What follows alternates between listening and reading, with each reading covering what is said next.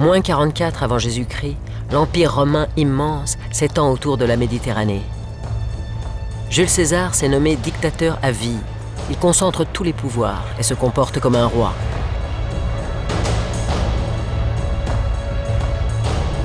Ce nouveau régime déplaît à une grande partie des sénateurs attachés à la République.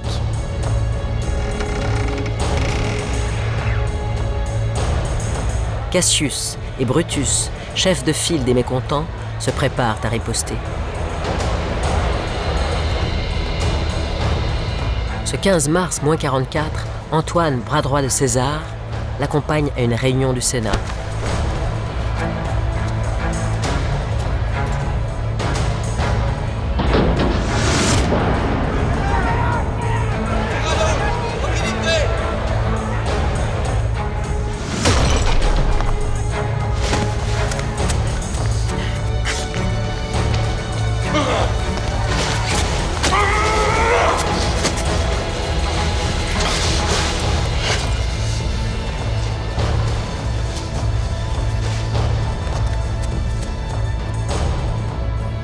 Brutus et Cassius, au nom de la République menacée, viennent de tuer César.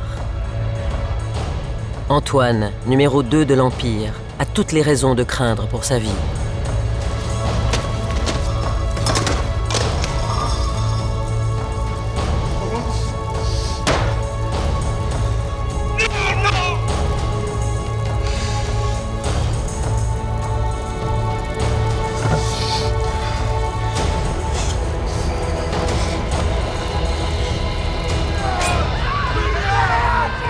Pendant ce temps, Rome panique. La ville est divisée entre républicains et partisans de César. Chez les petites gens, on dit qu'un dieu a été assassiné, que Rome est maudite. Un bain de sang est à craindre.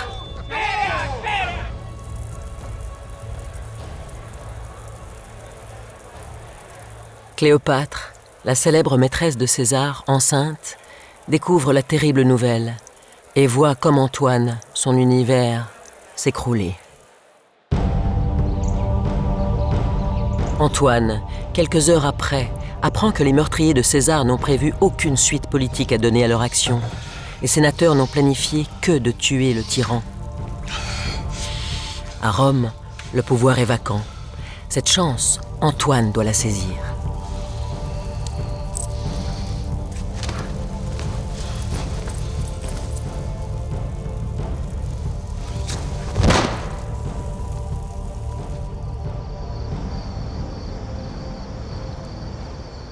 La ville s'endort, enveloppée dans la crainte d'un conflit armé.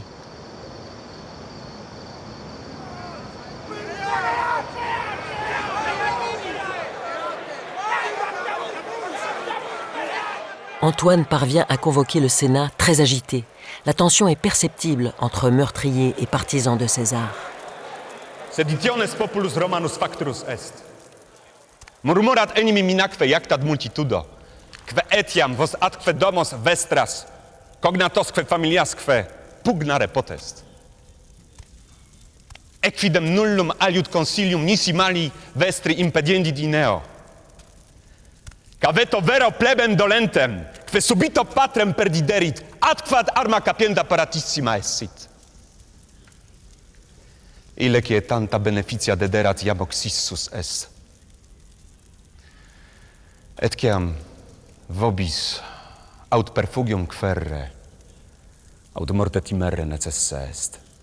Vobis rustice ville sunt, in quasiam vos gerre utile sint. Ego te brutte bene novi, nec dubitoque pro virtute in qua tibi nihil sit optatius libertatem. Ita egeris und hang vindicare, nec vab illo abhorrere volueris. Itaque sentio senatu consultum fiat, ut et omnibus coniurationis principibus venia atque impunitas detur. Et omnia acta Caesaris rata sint. Tu quidem qui acta Caesara abrogantur sentis, num quesistis quis ad magistratum tibi mandasset. Cuius ex auctoritate hunc honorem recepsisses. Cuius ex munere magnificam domum inquatanta convivia libentera parares. Equidem aperte loc for animum vestro appello, nisi omnia acta Caesaris rata erunt, omnes pleraque et magistratus perdemus. Quanam auctoritate sit ita sit, de republica, de civitate, de populo romano statuatis.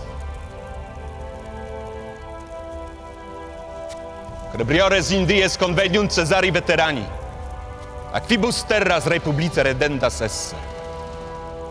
Cum abrogata iam sit ilius acta qui has dona verit, quis autem vestrum pallam is dicere audeat.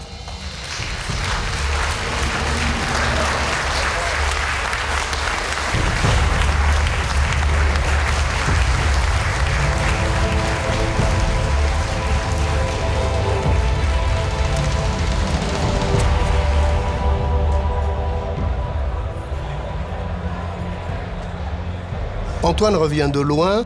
Il est certain qu'il aurait pu périr après la mort de César, c'est même ce qu'il craignait. Il perçoit la mort de César comme une catastrophe pour lui, parce qu'il doit toute sa carrière à César et il est certain que, dans son esprit, que César mort, eh bien sa carrière va s'arrêter. Les chefs de la conjuration, tout le monde les connaît, c'est Brutus et Cassius. Brutus, hélas pour lui, n'est pas un soldat. C'est un philosophe, un grand sénateur. Shakespeare dirait de lui que c'est un homme d'honneur.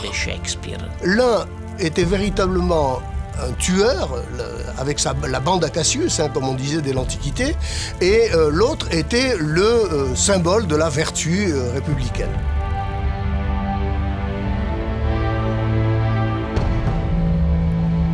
Antoine vient d'éviter la guerre civile et devient aux yeux de tous l'homme qui rétablit la paix publique. C'est donc confiant qu'il demande la lecture du testament de César.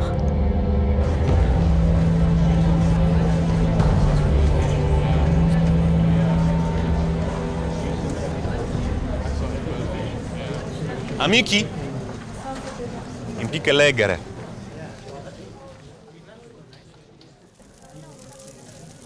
Antoine a toujours vécu et combattu aux côtés de César.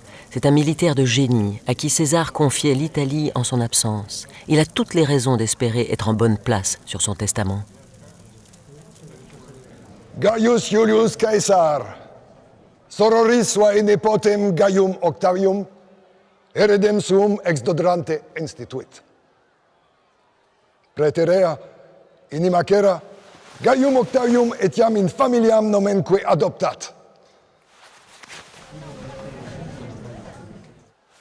Populo autem Romano, hortos suos circa Tiberim sitos publice legat. Antoine a sans doute été déçu. Le contenu du testament était loin d'être à la hauteur de ses espoirs. César marque nettement sa préférence pour Octave, son petit-neveu, qui est tout juste âgé de 18 ans, et il s'est pris d'affection pour lui 6 mois plus tôt, apparemment, en le couchant en quelque sorte sur son testament. Cette adoption totalement secrète laisse penser que César envisageait de modifier ce testament, écrit en septembre 45. Il pouvait encore avoir un fils de sa chair, ou même vouloir d'un autre héritier. Quelles que furent ses intentions, il n'eut pas le temps de rédiger un Nouveau Testament, ne pensant pas être assassiné. C'est un testament privé. On ne peut pas parler d'héritage politique dans la mesure où Rome est encore une république et donc César n'est pas un roi susceptible de pouvoir léguer un royaume à des héritiers. Les funérailles de César vont être l'occasion rêvée pour Antoine de convaincre Rome qu'il est le véritable gardien de l'héritage césarien.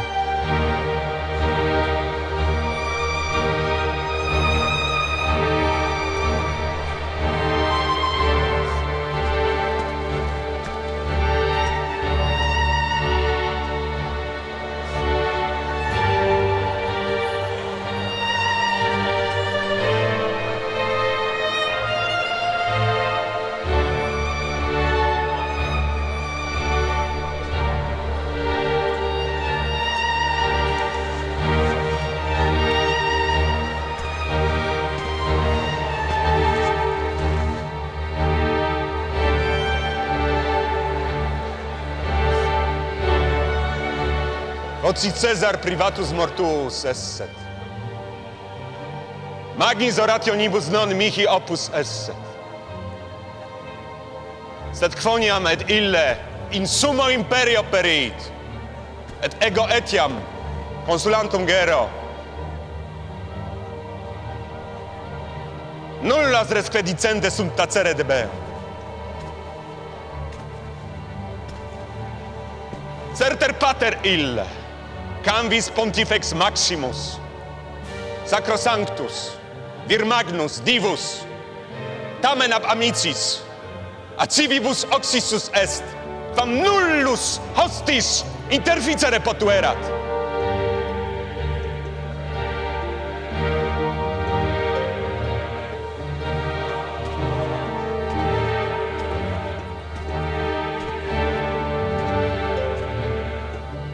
Quid opus fuit telenitate tua, o Caesar?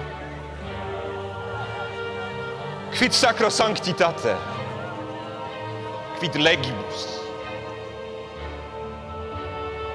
De crudelissime ab amicis oxissum esse. O dolorem, o cruorem a canno capillo stilantem.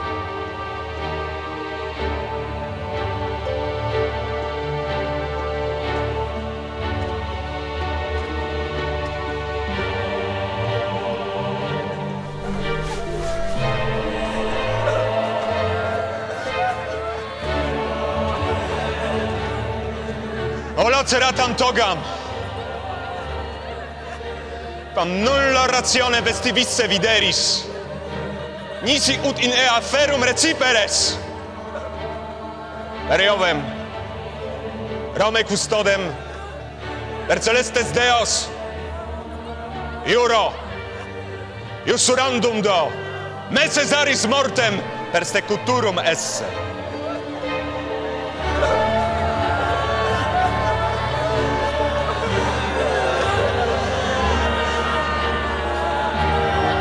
À la fin de son discours, Antoine approchera un tison de ce bûcher improvisé. Emporté, la foule mettra le feu à sa dépouille, lancera dans le bûcher armes, vêtements et bijoux, créant les prémices du culte de César. Alors au moment des funérailles de César, il va jouer un jeu extrêmement ambigu et très habile. Il n'appelle pas à la vengeance, mais ça revient exactement au même parce qu'il provoque la colère du peuple qui est furieux de l'ingratitude des meurtriers de César. Face à la vindicte populaire, Brutus et Cassius sont obligés de quitter Rome, laissant à Antoine le champ libre.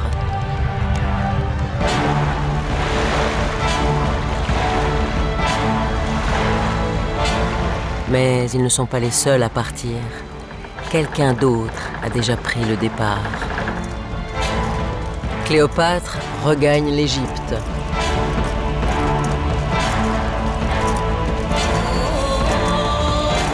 Cléopâtre, reine d'Égypte, a bien des raisons de quitter Rome. Lors de l'assassinat de Jules César, elle a à la fois perdu son amant et le protecteur de son royaume.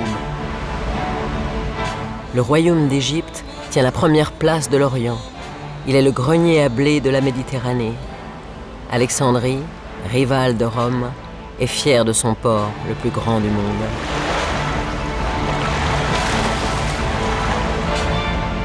Cléopâtre est d'une intelligence brillante et d'une grande liberté d'esprit. Elle se sait menacée. Elle a au moins 3 défauts aux yeux des Romains. C'est une femme et ils sont misogynes. C'est une reine et la monarchie est très mal vue à Rome.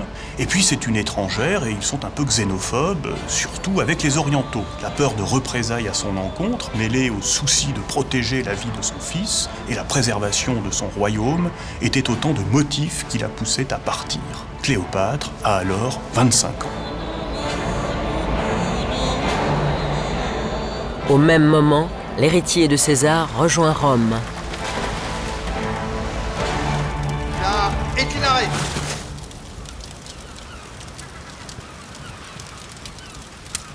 Ecce Caius Iulius Caesar Octavianus.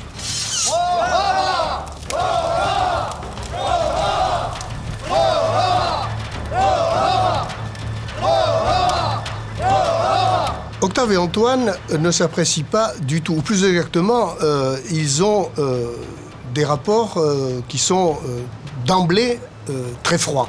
Lors de sa première rencontre avec Antoine, Octave adopte une attitude modeste. Il a 20 ans de moins qu'Antoine et ce dernier le traite avec condescendance, le désigne comme celui qui doit tout à un nom. Il l'appelle aussi le petit jeune homme. Octavien est ambitieux. Il initie sa propagande contre Antoine. Il flatte les sénateurs, achète des vétérans et mine le moral des légions. Il multiplie les dons en puisant dans l'héritage de son père pour se créer un parti et une force armée et revendique sa qualité de fils adoptif. Octavien a alors 19 ans.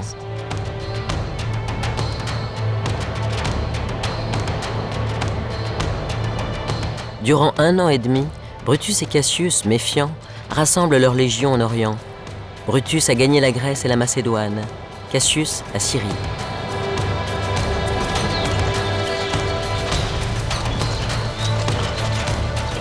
Ils enrôlent tous les anciens soldats qu'ils croisent, lèvent de lourds tributs. Ils se constituent un domaine qui leur permettra de braver leurs ennemis en cas de conflit.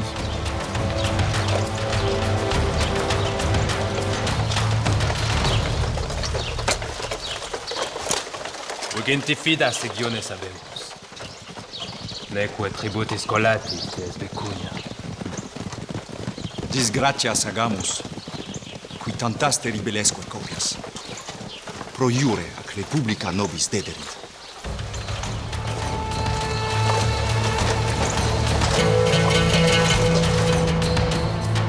Face à la menace républicaine qui se précise, Antoine s'allie à Octavien en dépit de leurs profonds différends.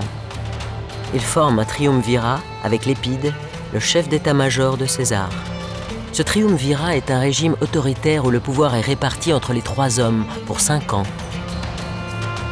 Venger César est la plus sûre façon d'établir ce pouvoir. Avant d'accomplir cette mission, Antoine et Octavien s'occupent des ennemis de l'intérieur, en quelque sorte, et font exécuter leurs opposants. C'est ce qu'on appelle la proscription, sous forme d'affiches portant les noms des condamnés à mort, qui sèment la terreur parmi les sénateurs et les chevaliers. Les biens des proscrits sont confisqués, de nouveaux impôts sont levés, ce qui permet de rassembler l'argent nécessaire à l'affrontement contre les républicains. Une incroyable panique s'empare de l'aristocratie et nombreux sont ceux qui s'enfuient de Rome. Antoine et Octavien ont réussi à s'allier en instaurant un régime de terreur. Ils s'appelleront désormais les Césariens. Ils poursuivent Brutus et Cassius et traversent l'Adriatique depuis Brinde, d'Irachium jusqu'à la plaine de Philippe, en Grèce. Antoine se lance le premier aux trousses des Républicains avec ses légions. Ses troupes parcourent plus de 500 km à marche forcée en 10 jours, à la grande surprise de leurs adversaires. Traités en compagnons d'armes, ces soldats allongent le pas et dépassent leurs limites.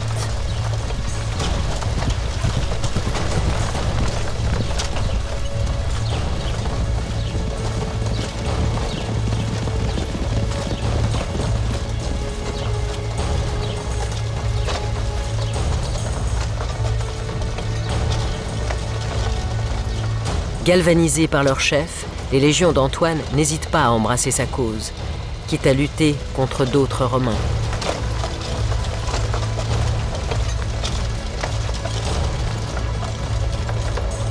Brutus et Cassius se sont installés sur 2 buttes en hauteur, non loin de la ville de Philippe. Le camp de Brutus bénéficie de la protection d'une forêt dense et d'un relief escarpé. Celui de Cassius, lui, s'appuie sur des marais. Antoine s'est installé à 2 km d'eux, s'arrangeant de cette plaine désolée en rase campagne. Les 2 camps républicains encadrent la Via Egnata, la seule route à traverser l'Empire romain d'Orient. D'un retranchement à l'autre, Brutus et Cassius barrent le passage par une fortification de campagne.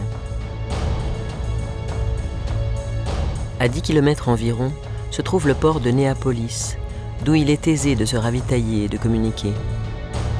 Les républicains bien approvisionnés, bien protégés, sont en mesure de mener une guerre d'usure, tandis que les Césariens n'ont ni eau, ni ville à proximité.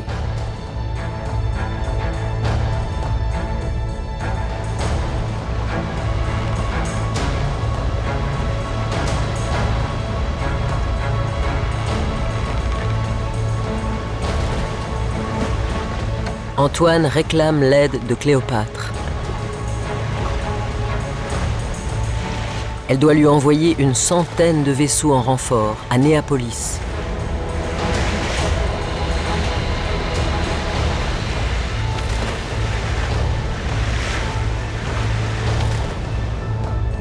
Il pourra ainsi préserver un accès à la mer indispensable au ravitaillement de ses troupes.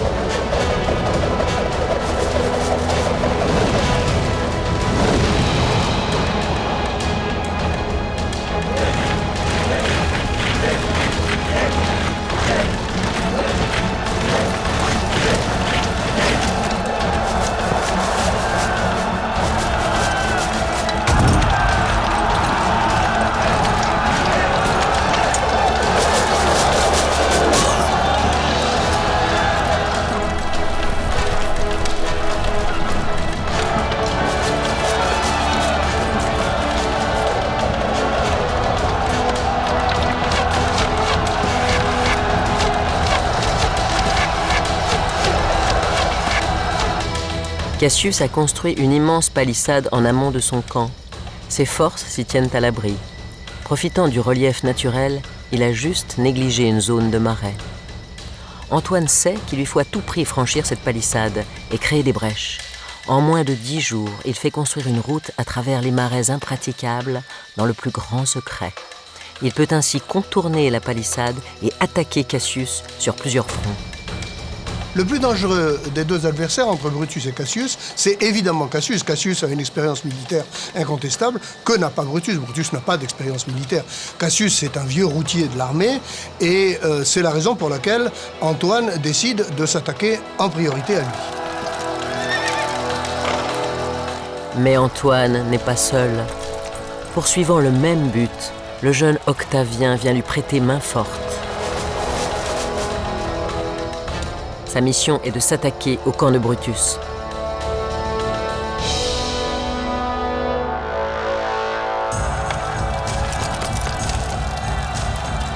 Si seulement il ne se sentait pas si faible.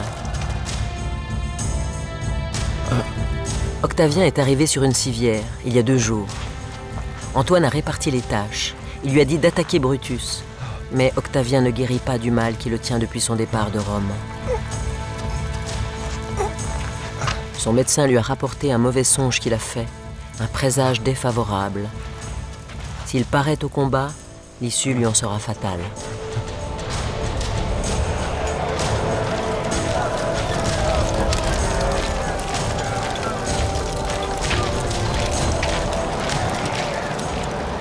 C'est une guerre terrible, violente et cruelle, conduite par 2 armées l'une contre l'autre, qui combattent de la même manière. Les membres en sont légèrement différents à l'intérieur, mais ce sont tous des citoyens romains, les uns comme les autres. Les forces qui s'affrontent à Philippe sont des forces énormes. Il s'agit de 19 légions avec environ 17 000 cavaliers du côté d'Antoine et d'Octavien, tandis que Brutus et Cassius disposent de 17 légions et comptent un nombre majoritaire de cavaliers, environ 20 000. Ce sont des forces à peu près équilibrées. Il y a près de 100 000 hommes de part et d'autre.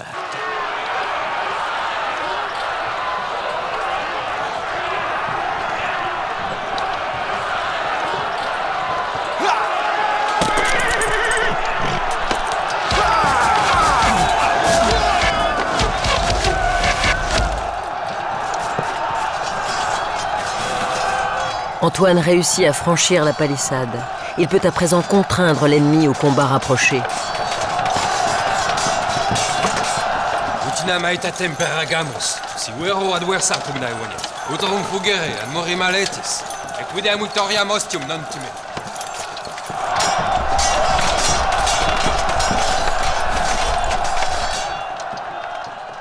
Au même moment, Brutus s'attaque au camp des Césariens. Octavien est invisible. Devant le peu de résistance rencontrée, Brutus s'empare aisément du camp. Milites Romani propagatur, ut Caesaris caedem, persequamur!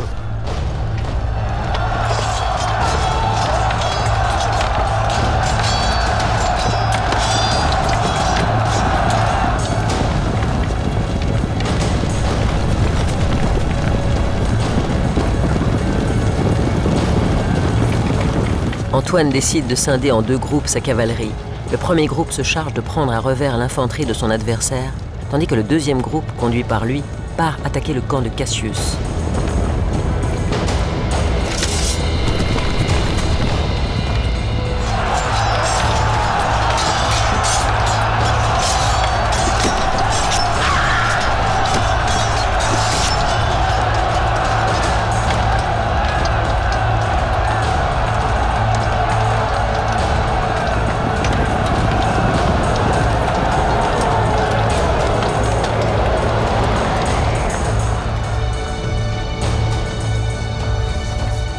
Tantum oratus sum, ut aea moris cosa, ut diligentissimum amicum, viderem ab ostibus captum.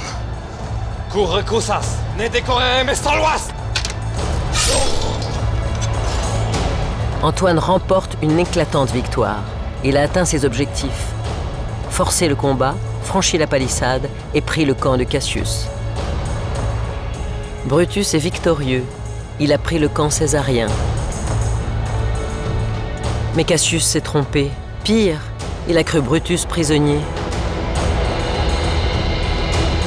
Cassius a mal apprécié la situation, probablement en raison de l'opacité des fumées du combat. Il perd la vie stupidement à 45 ans, le jour de son anniversaire. Il était réputé pour son autorité, sa sévérité. Il avait toute l'estime de ses troupes qu'il commandait avec une extrême discipline. C'était le meilleur général des armées républicaines. Le suicide de Cassius va coûter cher à Brutus. À 12 km de là, à Néapolis, un combat s'est joué sur mer en même temps que le combat terrestre.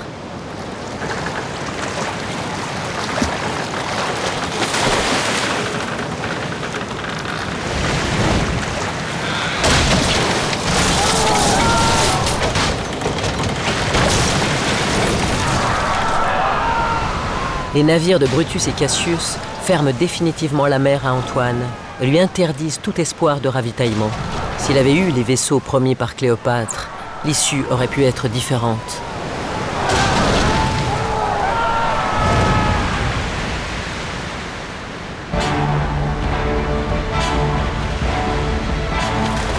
Cléopâtre a pourtant bien quitté Alexandrie et pris la tête d'une armada en personne pour porter secours à Antoine et Octavien.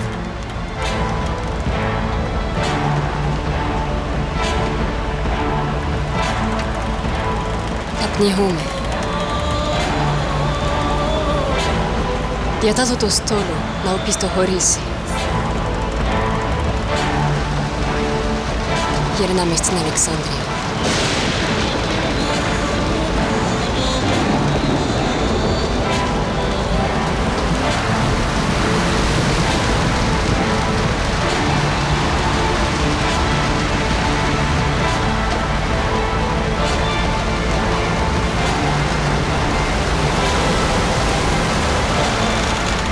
Ce demi-tour, nécessité par l'impétuosité de la mer, sera-t-il bien compris des Césariens?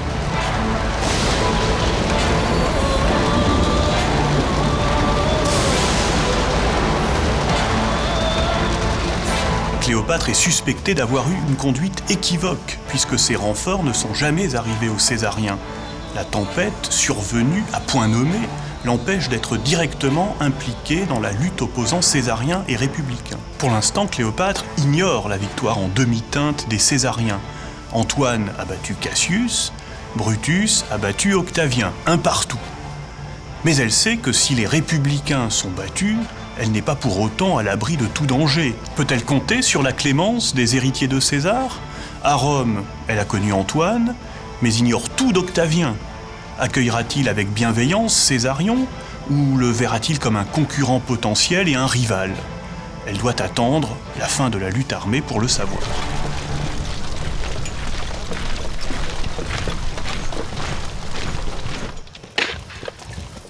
لما اربطوا وكبنوغي نماليس كلاتيبياس Melius.